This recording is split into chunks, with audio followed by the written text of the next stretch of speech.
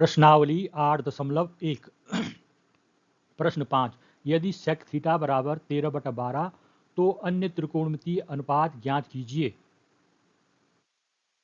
Sec theta बराबर कर्ण बटे आधार, sec theta बराबर 13/12, ए सी का स्क्वायर बराबर ए बी का whole square plus B C का होल स्क्वायर, 13 के स्क्वायर बराबर ए बी का स्क्वायर प्लस 12 का स्क्वायर, 13 का स्क्वायर 169, ए बी का स्क्वायर प्लस 12 का स्क्वायर 144, ए बी का स्क्वायर बराबर क्या हो जाएगा 144, 169 में से 144 घटा दिया आया 25, ए बी स्क्वायर बराबर 25, ए बी बराबर 25 का वर्गमूल 25 का वर्गमूल कितना होता है 5, ए बी बराबर 5, तो लंब हो गया,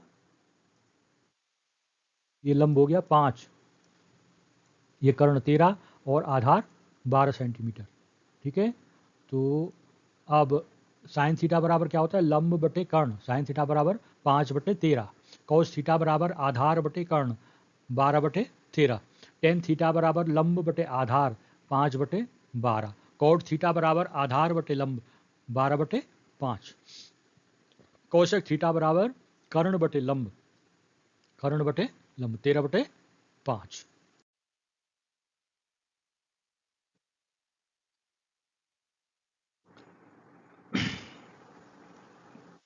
प्रश्न 10 त्रिभुज पी क्यू आर में क्यू समकोण है, P R plus Q R बराबर 25, P R plus Q R बराबर 25, इन दोनों भुजाओं का योग है 25, अलग अलग भुजा का मान नहीं दे रखा है, और पी क्यू बराबर 5 सेंटीमीटर है।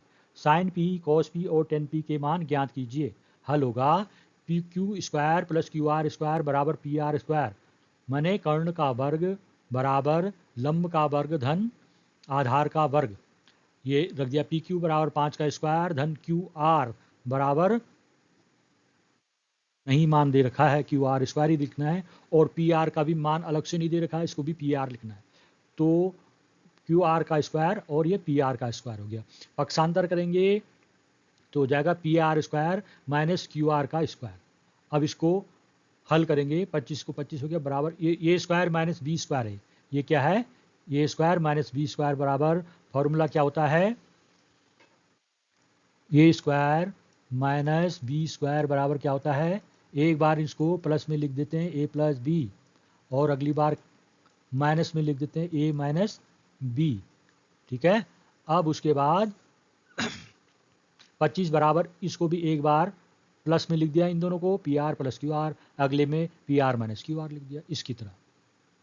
25 बराबर P R plus Q R बराबर 25 दे रखा है, तो P R plus Q R की जगह 25 हो गया, P R minus Q R ऐसे ही रहने दो, 25 से 25 कट गया, एक आया, P R minus Q R बराबर 1, ये समीकरण 1 हो जाएगा, और दूसरा ये है जो ये समीकरण 2 हो जाएगा, P R plus Q R बराबर 25।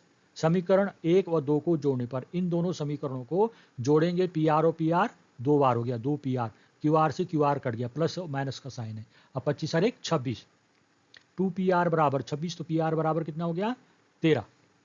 अब लिखा है समीकरण 1 और समीकरण 2 को, समीकरण 2 से समीकरण 1 को घटाने पर, यहीं पर समझ लीजिए पी आर, ये नीचे की संख्या के चिन्ह बदल जाते हैं जब घटाते हैं, लेकिन हम तो ये गलत इस तरह से नहीं बता सकते, इसको अलग ही लिखना पड़ेगा हमको। समीकरण 2 में से समीकरण 1 को घटाने पर, समीकरण 2 क्या है, ये है P R plus Q R बराबर 25 और P R minus Q R, P R minus Q R बराबर 1। इनको घटाना है, तो घटाने पर नीचे वाले की संख्या के जो चिन्ह है वो बदल जाएंगे। प्लस का माइनस ये कट जाएगा, ये भी प्लस क्यू आर है, ये भी प्लस क्यू आर, तो 2 क्यू आर हो गया। 2 क्यू आर बराबर 25 में हो गया 24। 2 क्यू आर बराबर 24, तो क्यू आर बराबर क्या हो जाएगा, उसका आधा 12। ठीक है, अब आगे चलिए।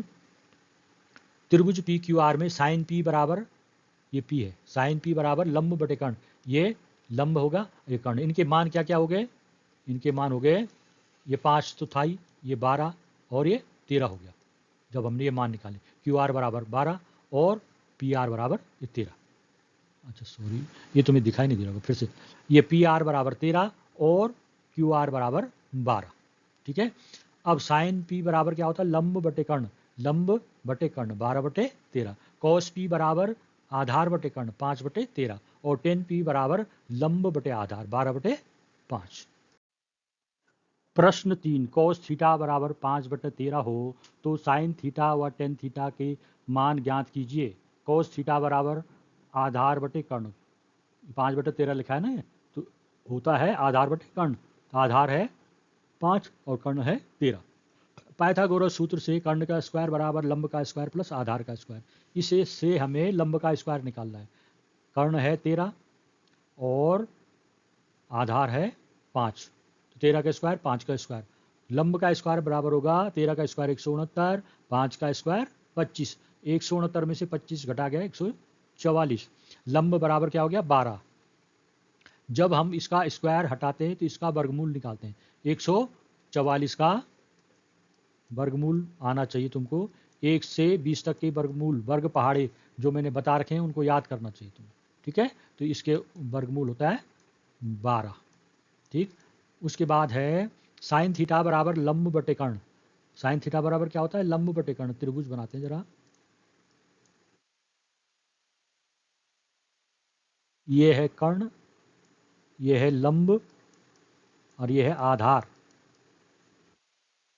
ठीक है, तो साइन थीटा बराबर लंब बटे कर्ण, लंब है यहाँ पर, मान फिर लिखो इनमें, लंब है 12, कर्ण है 13 और आधार क्या था 5, ये आधार है 5। अब मान रख दीजिए, साइन थीटा बराबर लंब बटे कर्ण 12 बटे 13, टेन थीटा बराबर लंब बटे आधार 12 बटे 5। ठीक है, अगला प्रश्न है 6, यदि कोण ए तथा कोण बी न्यून कोण हो और कोस ए बराबर कोस बी दिखाई कि कोण ए बराबर कोण बी होगा। हल, मान लिया त्रिभुज एबीसी में कोण सी समकोण है, तब कोण ए और कोण बी न्यून कोण होंगे। इसको समझे, कोण सी समकोण है और ए और बी न्यून कोण हो जाएंगे।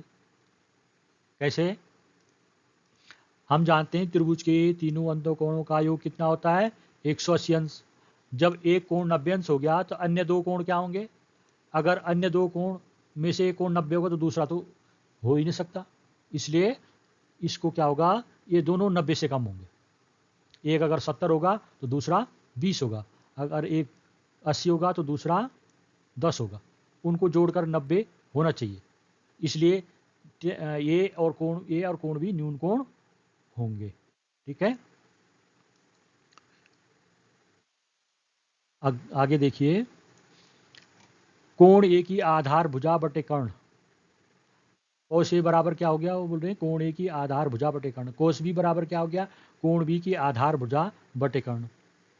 अब कोस ए बराबर हमने सुन रखा है भुजा बटे कर्ण, कोस बी बराबर भुजा बटे कर्ण, लेकिन इसमें ये मान अलग अलग हो जा रहे हैं, आधार भुजा आधार भुजा, ये किस तरह से अलग अलग मान होंगे, कोण ए की आधार भुजा, अब ये समकोण त्रिभुज बनाना है, ये ए है और ये बी है, कोण ए की आधार भुजा में क्या होगा, कोण ए की आधार भुजा होगी ये संलग्न भुजा और कर्ण ये हो जाएगा। ठीक है, मैंने ए सी बटे ए बी, ए सी बटे ए बी। ठीक है, कोण बी की आधार भुजा बटे कर्ण, अब कर्ण तो इधर भी है, ये भी हो गया, लेकिन कोण भी इधर है तो इसकी आधार भुजा ये होगी, इसकी आधार भुजा क्या होगी बी सी, तो ये लिख दिया BC/AB। अब क्लियर हो गया होगा, कोण ए की आधारभुजा अलग है, कोण बी की आधारभुजा अलग अलग होगी। कोण बी ये है, तो इस तरह से ये क्लियर हो गया होगा। AC/AB बराबर BC/AB। त्रिभुज ABC में AC बराबर BC, AC बराबर BC। त्रिभुज ABC में समद्विबाहु हैं। ये क्या है? समद्विबाहु त्रिभुज कैसे हो गया? इसकी दो भुजाएं बराबर होगी, AC भुजा और BC भुजा। ये लिखा AC बराबर BC, तो दो भुजाएं बराबर हो गई। तो दो भुजाएं बराबर होगी तो उनके अंतर्गत कोण भी बराबर होंगे। इस भुजा से सम्मुख कोण और इस भुजा का सम्मुख कोण, ये दोनों कोण भी आपस में बराबर होंगे। कोण ए बराबर कोण बी। ठीक है, इस तरह से ये प्रश्न हल होगा।